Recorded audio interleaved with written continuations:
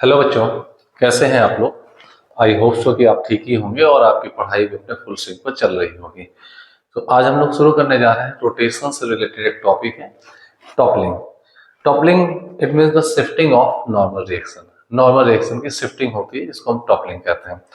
तो चलिए देखते हैं इसमें क्या है, शिफ्टिंग ऑफ नॉर्मल रिएक्शंस कैसे आती है, क्या होता है, टॉपलिंग प्रोसेस है क्या। टॉपलिंग एग्जैक्टली मैं आपको प्रोसेस समझाऊं। लेट अस सपोज ये मेरे पास एक बुक है, अभी एक मोस्ट पॉपुलर बुक है, राइट। अब इसमें क्या है, मैं आपको ये दिखाऊं। This one is a body, एक बॉक्स है। अब इस बॉक्स में देखिएगा, मैं कुछ ऐसे फोर्स लगा रहा हूं, ये इसमें स्लिप कर रहा है। लेकिन अगर इसी में देखिएगा, मैं कुछ ऐसे फोर्स लगाऊं, तो देखिए अपने किसी एक एक्सिस अबाउट टर्न हो गया। तो this phenomena is known as toppling. तो आप देखें, दोनों फिर से माइंड करिएगा। मैंने एक ऐसे फोर्स लगाया, स्लिप कर रहा है, टॉपल नहीं कर रहा है। लेकिन अगर मैं अभी इसी line of action of force को ऊपर कर दूं थोड़ा सा, तो देखिए ये स्लिप करने के पहले ही टर्न हो गया। आपने किसी एक एक्सिस अबाउट, ये इसकी साइड एक्सिस थे, इसके अबाउट ये टर्न हो गया। फिर से ऑब्जर्व करिए, देखिए ये स्लिप कर रहा है। लेकिन अगर मैं यहां से कहीं लगाता हूं, देखिए ये स्लिप नहीं कर रहा है, ये किसी एक्सिस अबाउट टर्न होने की कोशिश कर रहा है और ये फाइनली टर्न हो गया। Exactly this is a toppling. तो आखिर ये क्या चीज है, कैसे आप करते हैं, इसी चीज को अगर आप ऑब्जर्व करें। जैसे आप नॉर्मली खड़े हुए स्टैंडिंग पोजीशन पर हैं, आप सोचिए मैं आगे को झुकने की कोशिश कर रहा हूं, आप भी ऐसा करके देख सकते हैं। तो मैं फील कर रहा हूं कि मेरे फिंगर्स पे और पैरों के थंब पे कुछ लोड आ रहा है। आखिर ये लोड क्या है, लोड कैसे फील हो रहा है। अभी मैं खड़ा हूं तो एक नॉर्मल फोर्स फील हो रहा है पैरों में। अगर मैं आगे झुकने की कोशिश करूं इस टाइप से, तो पैरों पे आप भी करके देख सकते हैं लोड आ रहा है। कहीं ना कहीं कोई एक नॉर्मल रिएक्शन जो हमें लोड फील कर रहा है वो शिफ्ट हो रही है। तो this process is known as the shifting of normal action. और अगर एक सर्टेन लिमिट से ज्यादा अगर मैं टर्न कर जाऊंगा या कोई बंदा टर्न कर जाएगा तो वो गिर जाएगा, टॉपल कर जाएगा। तो ये प्रोसेस टॉपलिंग कहलाती है, बहुत जगह यूज होती है। तो चलिए स्टार्ट करते हैं, एग्जैक्टली समझते हैं शिफ्टिंग ऑफ नॉर्मल एक्शन क्या है। कहीं ना कहीं एक टॉर्क जनरेट हो जाता है, तो इसको शुरुआत करते हैं। सबसे पहले मैं एक एफबीडी देखता हूं, चेक करूंगा एफबीडी। एफबीडी मतलब फ्री बॉडी डायग्राम। जरा ध्यान से देखिए, सपोज मैंने ये एम मास की कोई एक बॉडी ले रखी है, मास को बाहर लिख दी, तो यहां से मैं फोर्सेस दिखाऊंगा। और this is placed on smooth horizontal surface, ठीक है। This placed on smooth horizontal surface, right. तो इसमें क्या क्या, कोई एक्सटर्नल फोर्स नहीं लगा। अगर मैं इसका एफबीडी बनूं, तो आप देखेंगे ये एम जी डाउनवर्ड होगा सेंटर ऑफ मास से, और ये एम जी को बैलेंस करने के एन अपवर्ड होगा। ये दोनों फोर्स बॉडी है, मैं एन को एम जी के इक्वल लिख सकता हूं, ठीक है, राइट। अच्छा, मैं एक सेकेंड केस लूं। सेकेंड केस में रफ सरफेस रखता हूं, रफ यानी कुछ फ्रिक्शन अवेलेबल होगा यहां पर। और मैंने कहा इस बॉडी पे इसका सेंटर ऑफ मास है, तो मैं कहीं से भी हट करके, कोई जो नहीं सेंटर ऑफ मास पर ही लगाऊं, इस बॉडी पे कोई फोर्स मैंने लगा दी, अप्लाइड फोर्स। और मैंने बताया कि body is at rest, body rest पर है, अभी भी रेस्ट पर है। यहां पे बॉडी रेस्ट पर थी, रेस्ट पर है। तो बॉडी रेस्ट पर इसमें कौन कौन से फोर्स लगेंगे, तो मोस्ट ऑफ केसेस में मैं जो डायग्राम बना रहा हूं, बच्चे वैसा ही कोशिश करते हैं। जरा ध्यान से देखिएगा, एक ये mg दिखा देंगे, सेंटर ऑफ मास पे हमेशा mg एक्ट करता है। और एक जैसे ये आपने पहले नॉर्मल रिएक्शन दिखाया, ये नॉर्मल रिएक्शन दिखा देंगे आप। और इसके साथ साथ आप एक फोर्स दिखाएंगे जो कि फोर्स ऑफ फ्रिक्शन होगा, जो कि बॉटम कांटेक्ट पे लगेगा ऐसे बॉडी पर, and this is back side. तो बॉडी रुकी है तो फ्रिक्शन की वैल्यू अप्लाइड फोर्स के बराबर होगी, इसमें भी कोई डाउट नहीं है। ये आपके सामने वीडियो हो जाए। और इसमें भी बच्चों से जब पूछता हूं तो बोलते हैं एन की वैल्यू एम जी इक्वल होगी, सिग्मा एफ वाई जीरो कर दीजिए और सिग्मा एफ एक्स जीरो कर दीजिए इक्विलिब्रियम के लिए। तो फ्रिक्शन फोर्स की वैल्यू अप्लाइड फोर्स को फ्रिक्शन फोर्स नलीफाई कर देगा।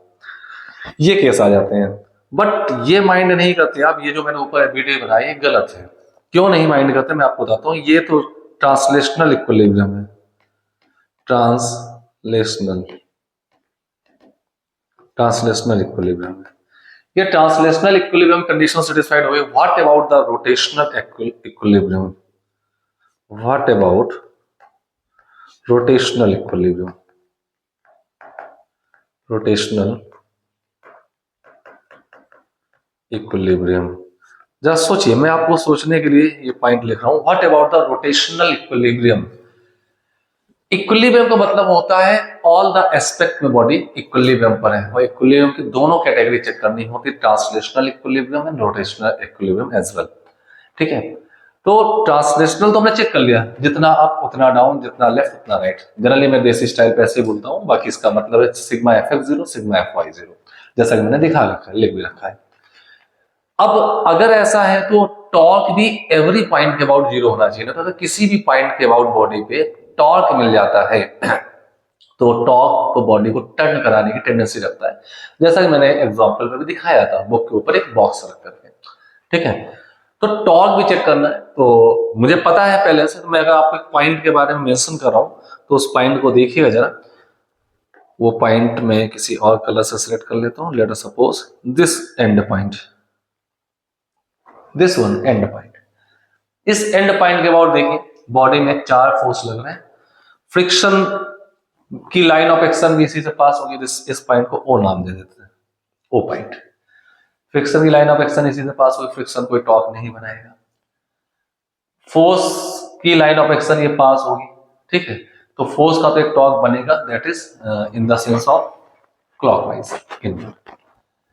mg जितना इसमें एंटी क्लॉक बनाएगा, नॉर्मल उतना ही क्लॉक बनाएगा, तो नॉर्मल और mg के क्लॉक जीरो हो जाएंगे, इसका बैलेंस होगा, ये दोनों मिलकर जीरो बना देंगे, और इसका जीरो अपने आप में था।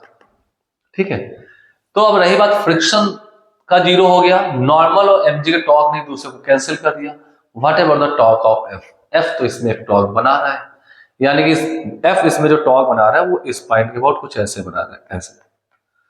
तो this torque is not equal to zero, इस बॉडी पे नेट टॉर्क जीरो नहीं है, यानी बॉडी के पास इस पॉइंट के अबाउट ऐसे टर्न होने की टेंडेंसी है, और ये टॉपल कर जाएगी, जैसा कि मैंने यहाँ एग्जांपल बताया। फिर से आपको दिखाता हूं, ये देखिए दिस वन बॉडी, अब मैं इस पे एक फोर्स लगा रहा हूं, ये देखिएगा दिस वन।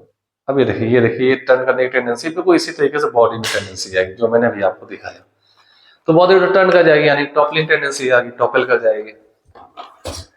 ठीक है, तो अब क्या होता है, ये बॉडी टर्न ना करे, इक्विलिब्रियम मेंटेन रखे, इसी को बैलेंस करने के लिए जो normal reaction of centre of मास से पास होते दिखा रहे, तो थोड़ा इधर शिफ्ट होगी, जिससे कि इस नेट टॉर्क मेंटेन रखे, बैलेंस रखें।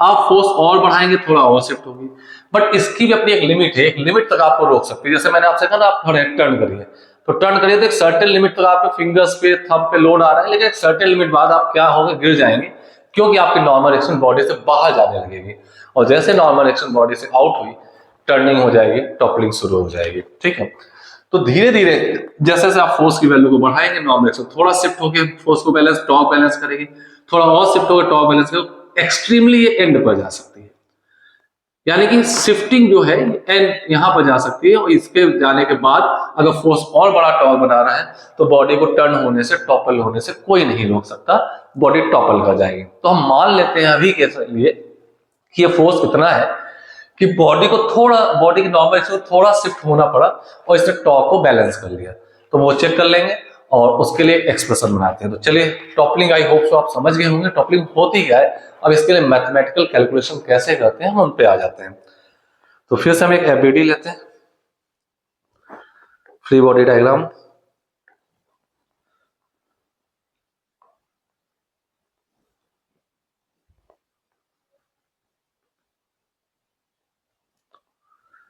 This one free body diagram, इसकी साइड लेंथ हम मान लेते हैं L है, ये क्यूबिकल ब्लॉक है, साइड लेंथ L है, सेंटर ऑफ मास ये O है, राइट। अब हमने क्या किया, ये बात तो कंफर्म, इसका mg डाउनवर्ड पास होगा, mg डाउनवर्ड होगा, और इस पे कोई मैंने मान लिया, यहां पर मैंने फोर्स लगाया था, दिस वन, ये फोर्स की जो लाइन ऑफ एक्शन गुजर रही है, दिस वन, इसको मान लेंगे सेंटर ऑफ मास से गुजरने वाली जो पैरेलल लाइन है इसके बीच का गैप है h।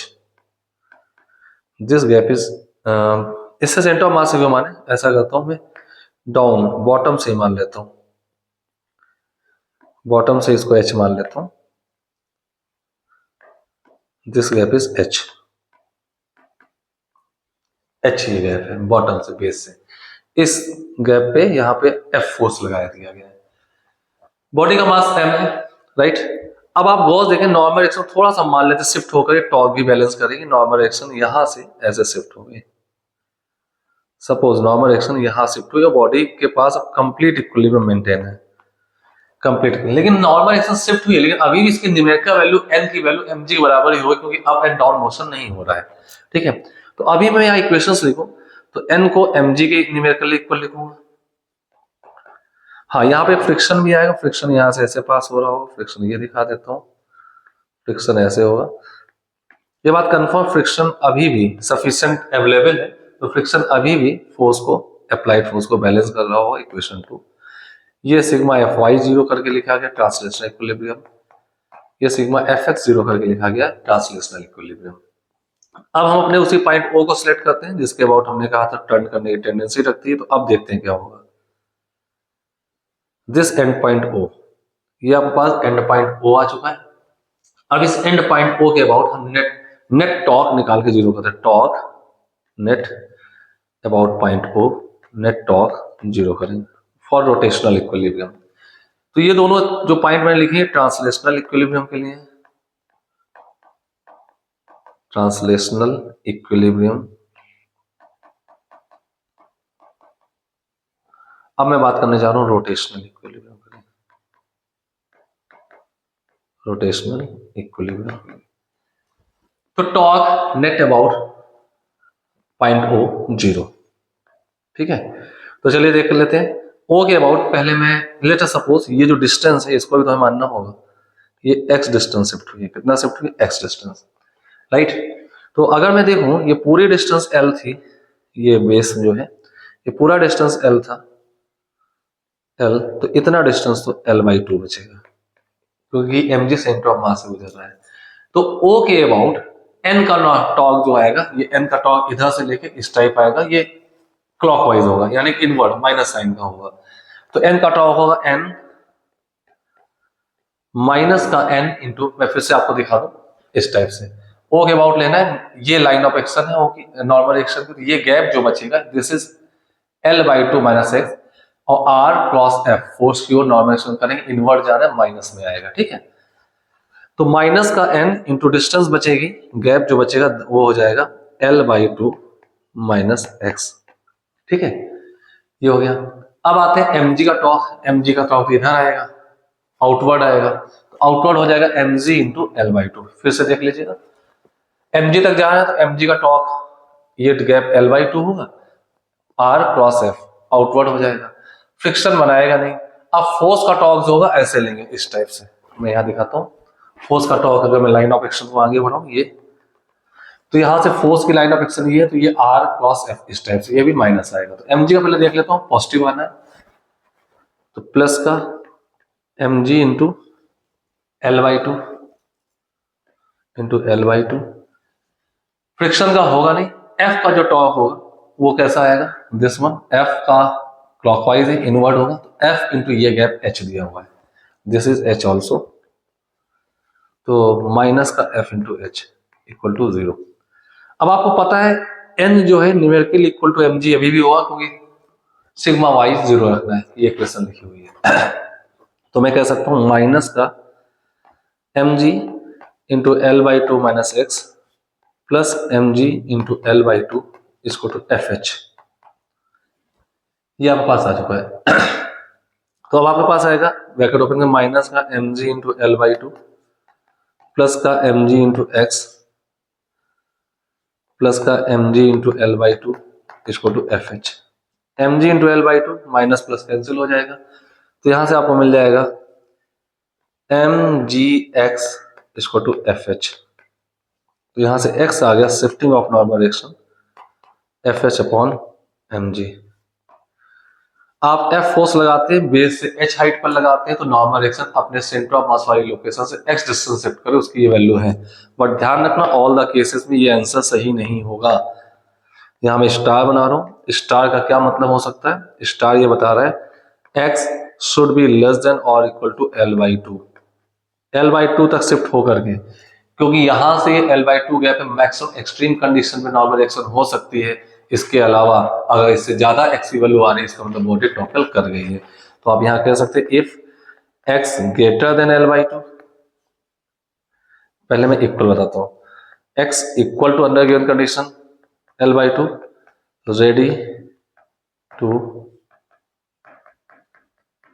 Ready to topple, topple करने के तैयार है अगर ऐसा होता है, ठीक है।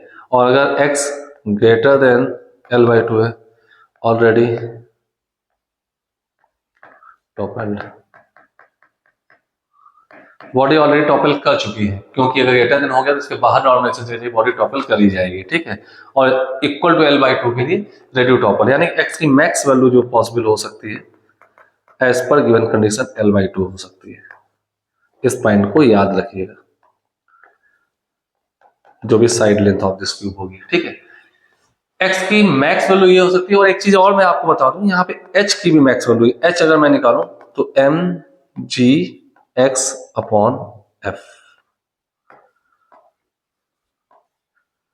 ये भी आ जाएगा। हो सकता है कई बार आपको दे दिया जाए कि नॉर्मल से इतना शिफ्ट किए हैं तो फोर्स कितनी हाइट पे लगाएंगे, फोर्स की वैल्यू दे दी जाए तो आप h निकाल लोगे।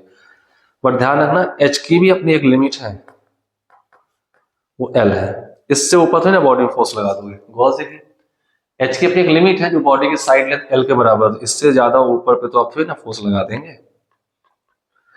तो ये कंडीशन हो गई। तो ये जो मैंने आपके सामने एक्सप्रेशन लिखा है, इसी एक्सप्रेशन में लगभग सारे प्रॉब्लम सॉल्व हो जाते हैं। यही आपका एक्सप्रेशन है जो ये आपके सारे आंसर को देता है, ठीक है।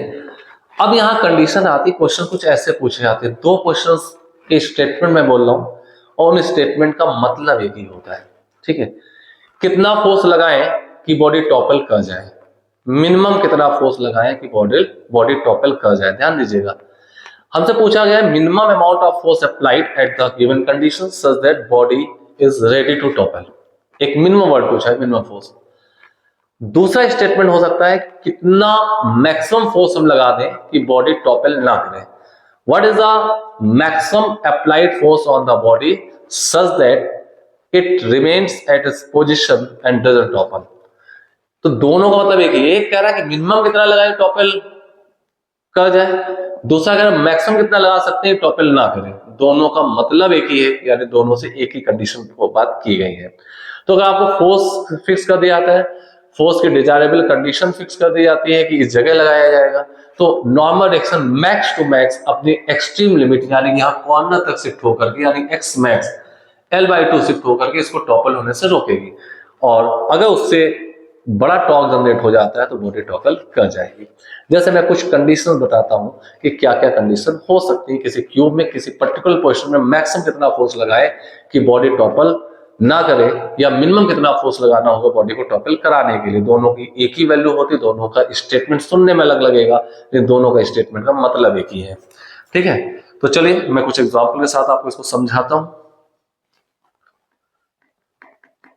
एग्जाम्पल नंबर 1, पहला एग्जाम्पल लेते हैं। Minimum force required for toppling at different condition, different positions. Body में डिफरेंट डिफरेंट पोजीशन में फोर्स लगाएंगे और देखेंगे कितना मिनिमम फोर्स चाहिए हमको बॉडी को टॉपल कराने के लिए, या इसे मतलब मैक्सिमम फोर्स अप्लाइड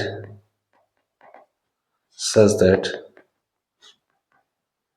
बॉडी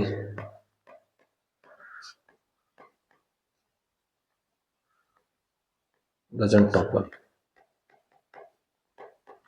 ना करे, ठीक है। तो चलिए देखते हैं एग्जांपल के साथ। तो मैं यहाँ पे एक एग्जांपल ले रहा हूँ, ध्यान से देखिएगा।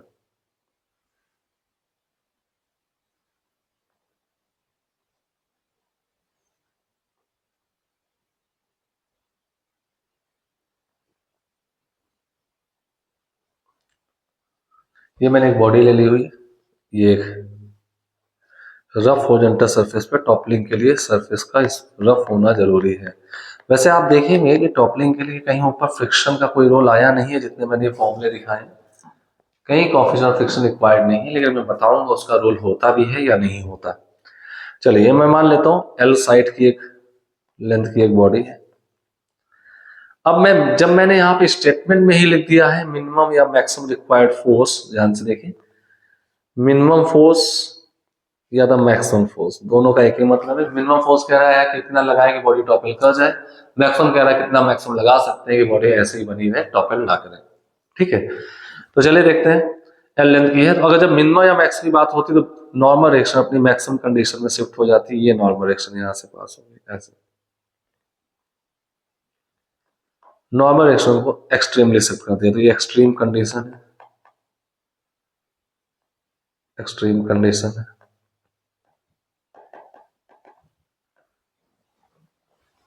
ठीक है, एक्सट्रीम कंडीशन आ गई, ये नॉर्मल रिएक्शन है। इसका वेट जो होगा mg, वो यहां से गुजर रहा होगा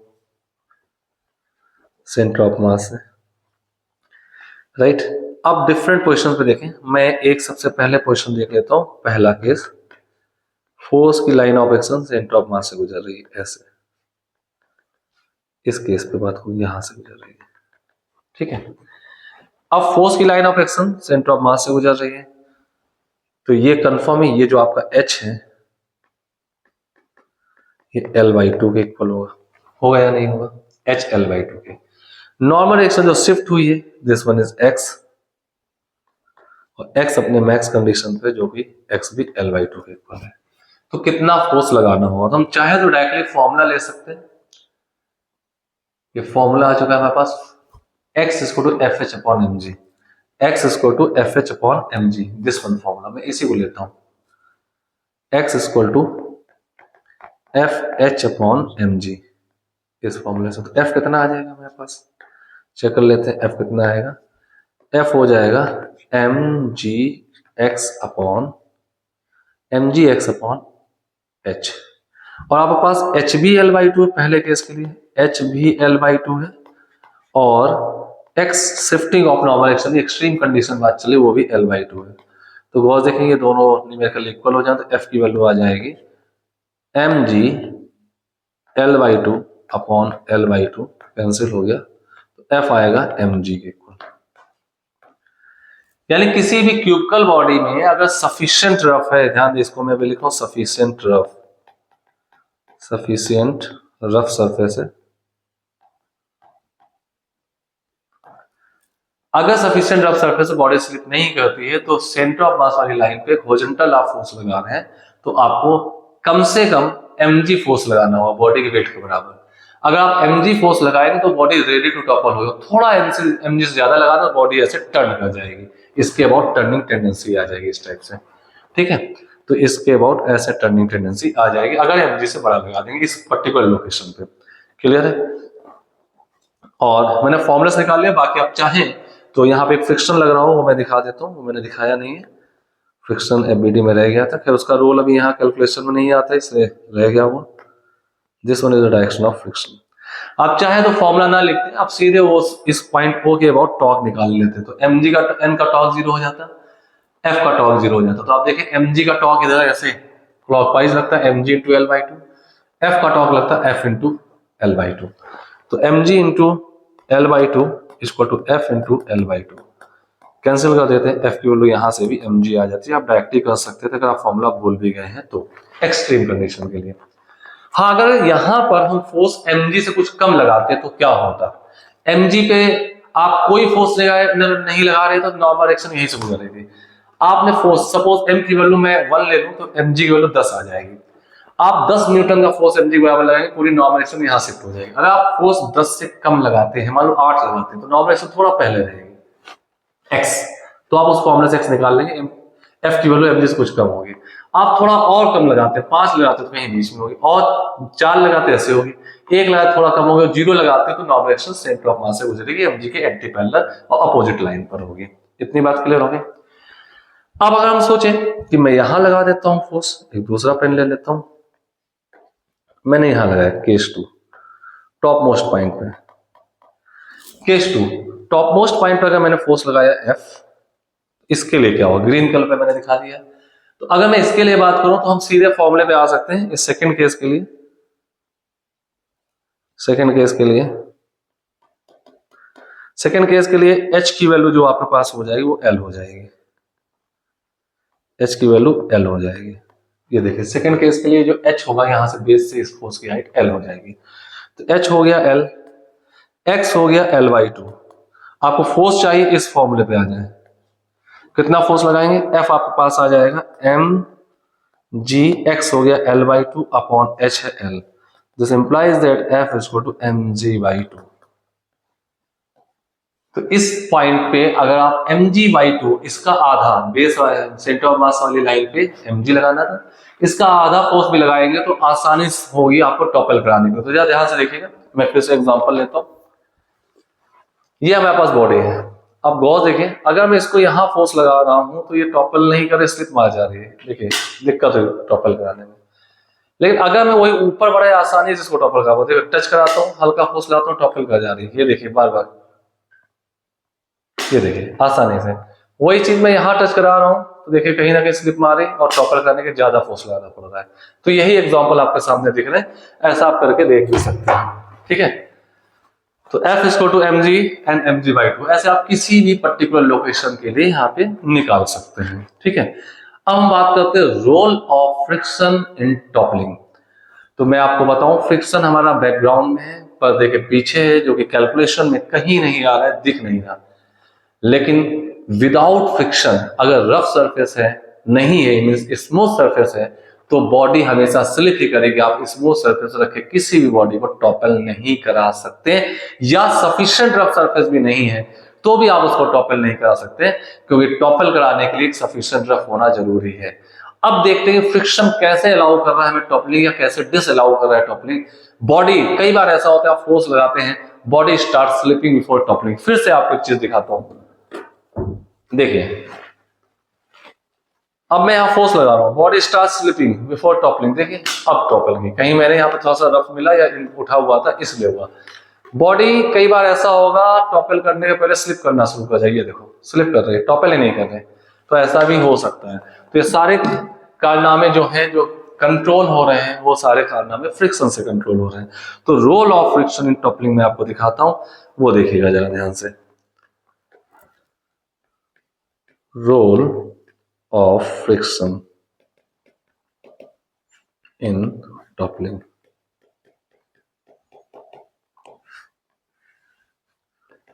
तो मैं एक्सट्रीम कंडीशन की बात करूं, जो अभी मैंने ऊपर ही कैलकुलेशन की है।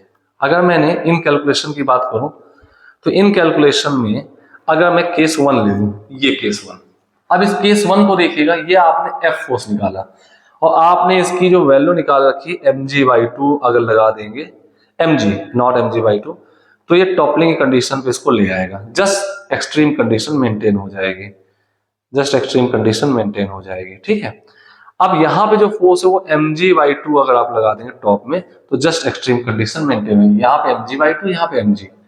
तो सोचिए इस केस में बॉडी स्लिप नहीं मार रही है, यानी कि अगर मैं इस केस के सिग्मा fx की बात करूं, तो पहले केस में ध्यान दीजिएगा, तो जितना राइट उतना लेफ्ट, सिग्मा fx। तो mg जो है, इस अप्लाइड फोर्स को कौन रोक रहा है बॉडी के सेंटर ऑफ मास को हॉरिजॉन्टल बढ़ने से? फ्रिक्शन। तो यानी कि friction should be greater than और equal to this applied force.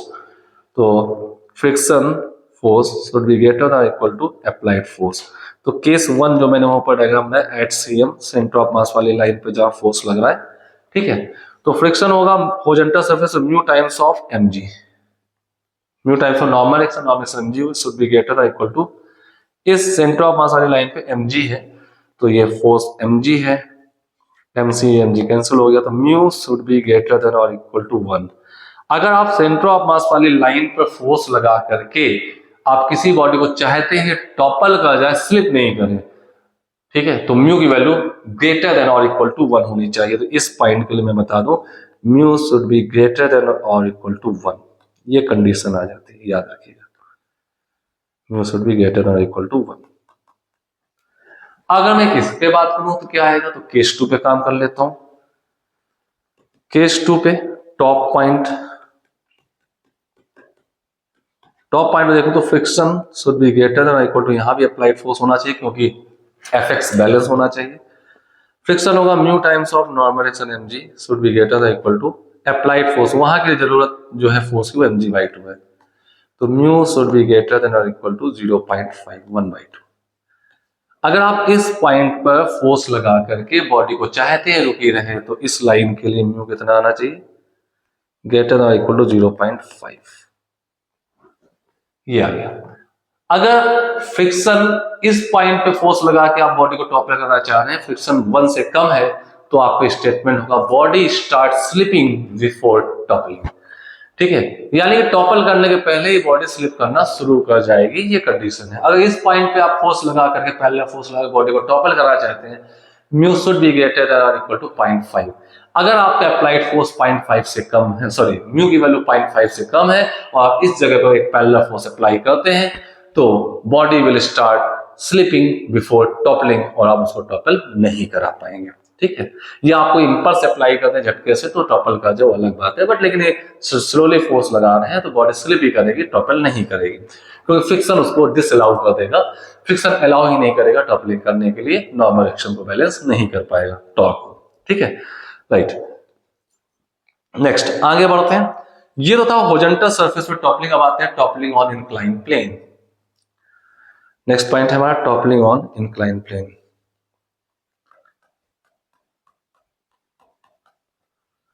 Toppling on incline plane,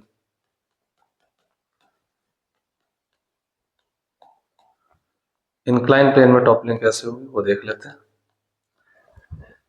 अभी तो हॉरिजॉन्टल प्लेन में टॉपलिंग कराने के लिए आपको कहीं ना कहीं कुछ फोर्सेस लगाने होते थे। यहां देखिए, यहां पर देखिए, कोई फोर्स लगाते थे, टॉर्क बैलेंस होता था।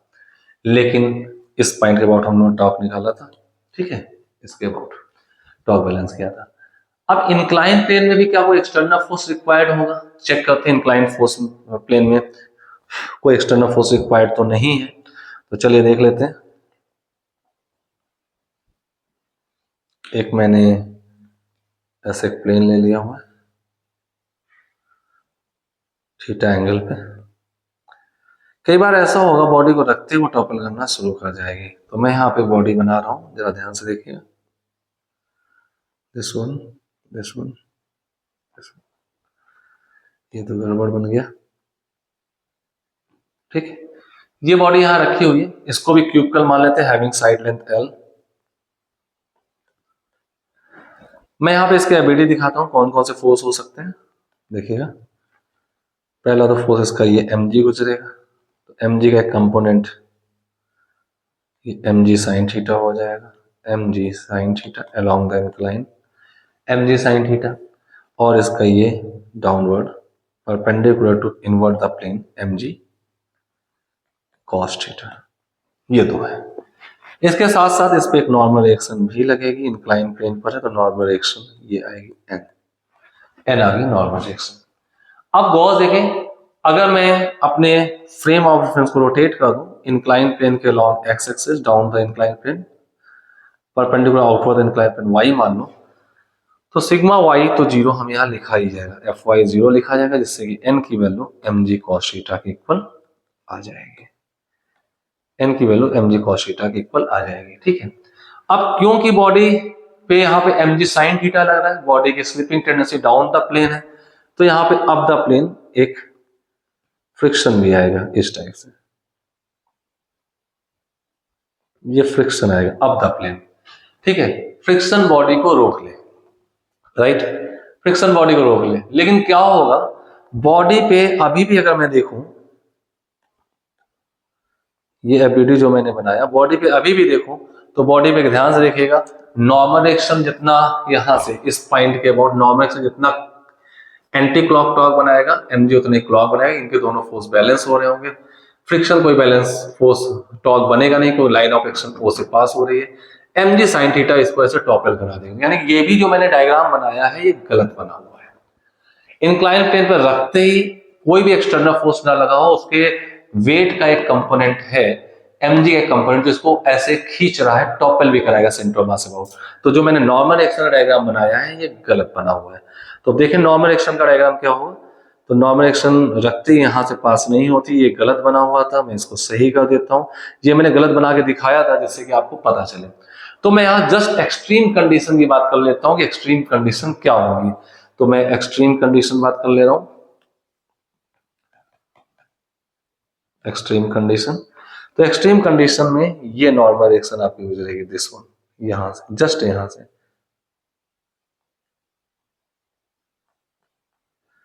ये नॉर्मल रिएक्शन यहां से गुजर गई। तो आप गॉस देखें, अगर नॉर्मल रिएक्शन यहां से गुजरी है तो इस केस में बॉडी रेडी टू टॉपल है। अगर रेडी टू टॉपल है तो यहाँ पे सारे टॉर्क बैलेंस होने चाहिए।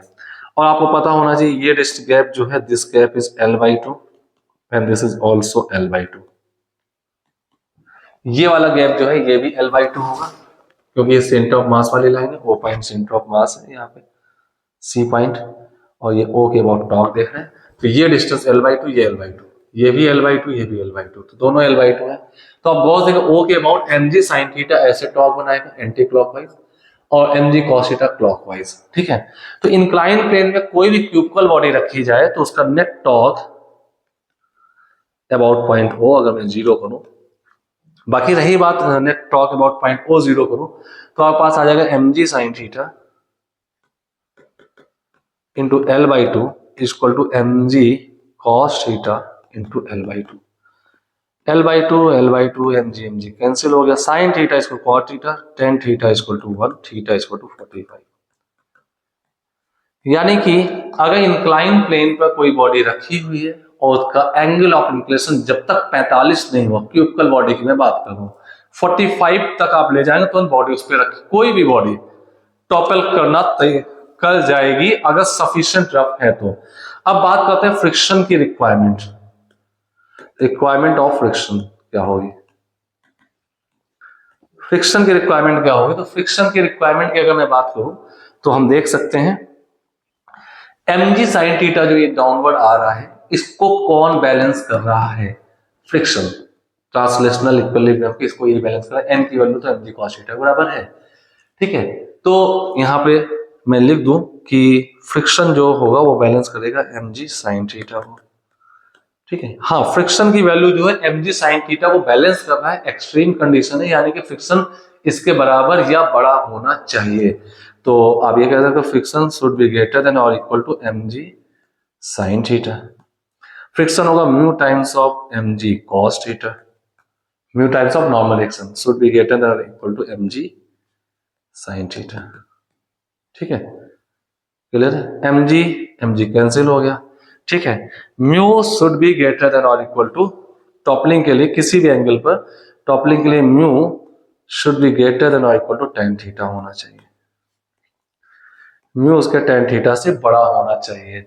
और आपको पता है कि 45 पर ही टॉपल करने की रेडी हो रही है और tan 45 होता है 1, तो mu should be greater than और इक्वल टू 1। इंक्लाइन प्लेन में अगर आप टॉपलिंग विदाउट स्लिपिंग, बिना स्लिप किए टॉपल करना चाहते हैं तो 45 डिग्री पर टॉपल होने के तैयार होगा, उसके पहले एंगल को टॉपल नहीं होगा। चलिए इसको भी थोड़ा देख लेते हैं कि टॉपल हो भी रहा है या नहीं। अब मुझे नहीं पता यहाँ पे एंगल उतना बनेगा या नहीं बनेगा, फ्रिक्शन उतना है या नहीं, लेकिन देखिए मैं इसको एंगल पे ले जा रहा हूं, यस टॉपल कर गई। तो किसी एक एंगल पे टॉपल कर गई, यानी सफिशिएंट फ्रिक्शन था यहाँ पर और इसकी टॉपलिंग हो गई इटसेल्फ बिना किसी एक्सटर्नल फोर्स के, यानी mg sin थीटा ने इसको टॉपल करा दिया, फ्रिक्शन ने उसको रोके रखा था, स्लिप नहीं होने दिया और ये टॉपल कर गई है, ठीक है। तो चलिए अच्छा एक्सपेरिमेंट था ये। तो mu should be greater than equal to 1। तो इंक्लाइन प्लेन में कोई बहुत ज्यादा टॉपलिंग केस नहीं हो सकते हैं, ऐसे कुछ बॉडीज रखी होंगी, कुछ सिलेंडर्स रखे होंगे, सिलेंडर रखे होंगे तो ये इसका डायमीटर हो जाएगा, उसकी हाइट का आधे पॉइंट यानी कि हाइट h/2 पे mg sin थीटा लगाएंगे, प्रॉब्लम सॉल्व कर देंगे। एक आध बार जेई में इसकी सिलेंडर रखकर एक प्रॉब्लम पूछी गई है, ठीक है। तो ऐसे ही बेसिक केसेस होते हैं टॉपलिंग के, इसमें कोई बहुत बड़ी चीज नहीं है। खैर टॉपलिंग का यूज हम बहुत जगह करते हैं, लेकिन वो सब मैकेनिकल इंजीनियरिंग में यूज होता है, ऑटोमोबाइल्स में यूज होता है। आप देखें जिस बॉडी का सेंट्रोमा जितना ऊपर होगा टॉपलिंग करना उसके लिए उतना ही आसान हो जाएगा। अगर मैं इसकी बात करूं, ऐसे ये रखी है बॉडी, ध्यान दीजिएगा ये बॉडी है, इसको मैं इस टाइप से रख रहा हूं, इसका सेंटर ऑफ मास हाइट पर। अगर मैं इसको ऐसे रख दूं तो इसका सेंटर ऑफ मास नीचे पहुंच गया। अब इसको फोर्स लगाए टॉपिल ग्राफ बना, लगभग इम्पॉसिबल है। कितना मैं फोर्स लगा लूं, इम्पॉसिबल है। अगर ये बॉडी ऐसे रखी हुई है, मैं आसानी से इसको फोर्स लगा के टॉपल करा पा रहा हूं। अंतर समझिएगा, क्योंकि जब ये ऐसे रखी हुई है इसका सेंटर ऑफ मास काफी हाइट पर है, देख पा रहे ये हाइट पर है। अगर इसको मैं ऐसे रख दूं, सेंटर ऑफ मास की हाइट जो आएगी बहुत कम आएगी, आप देखिए बहुत कम हाइट पर है। अब इसको टॉपल नहीं करा सकता, मैं फोर्स लगा लूंगी, लीजिए फोर्स लगा रहा हूं, टॉपल नहीं होंगे, बट इसका उठा के रख दिया। अब इसका सेंटर ऑफ मास हाइट पर है, आसानी से टॉपल कराया जा सकता है। तो माइंड इट, ऑटोमोबाइल में ऐसा यूज होता है। तो बहुत से व्हीकल्स में ऐसा होता है, जब आप टर्न कर रहे होते हैं तो आपकी नॉर्मल रिएक्शन की कंडीशन इनर पे कम होती है, आउटर पे ज्यादा होती है। और अगर सेंटर ऑफ मास हाइट पर, तो बॉडी के टॉपल करने की टेंडेंसी होती है, पलट जाने की टेंडेंसी होती है। तो जब भी ऑटोमोबाइल कंपनी इसके डिजाइन को कंस्ट्रक्ट करती है तो ये ध्यान रखती है कि बेस, दोनों व्हील्स के बीच का गैप क्या है और उसका कितनी हाइट दे रहे हैं। हाइट एंड बेस बैलेंस की जाती है, जैसे कि toppling condition, speed limit and radius of turning के अकॉर्डिंग टॉपलिंग कंडीशन जनरेट ना हो। फिर ये सलाह दी जाती है कि टर्न पर जब आए तो आप बहुत कम स्पीड कर लें, जिससे कि आपका नॉर्मल रिएक्शन आउटर व्हील से बढ़ने ना पाए और आपके व्हीकल टॉपल होने से बच जाए। तो ये सेफ्टी पॉइंट ऑफ व्यू होता है। टॉपलिंग डेली लाइफ में बहुत इंपॉर्टेंट टर्म है। तो आई होप सो कि आपने टॉपलिंग को सीखा होगा, और कुछ भी आपको इसमें नहीं समझ आता तो कमेंट करके जरूर बताएं आपने क्या सीखा है। और लाइक शेयर सब्सक्राइब रिक्वायर्ड है, और अपने कमेंट्स बताएं, टॉपिक को सीखना है वो बताएं, अपने दोस्तों के साथ शेयर करें। क्योंकि चैनल पे आपको सिर्फ और सिर्फ कंटेंट एंड टॉपिक ही मिलेगा। Okay, keep on watching and keep hard working also, आपका एग्जाम पास में होगा। ओके, मिलते हैं फिर नेक्स्ट वीडियो के साथ, नेक्स्ट एक अच्छे कंटेंट के साथ। और हमारी एससी वर्मा सीरीज को जरूर फॉलो करते रहें, क्योंकि जेईई मेंस 2025 के लिए मैंने एससी वर्मा के सोल्यूशन की सीरीज शुरू की है, और आई होप सो कि उससे बहुत फायदा मिलने वाला है जेईई मेंस एस्पायरेंट्स 2025 वालों को। Okay, thank you, keep on watching.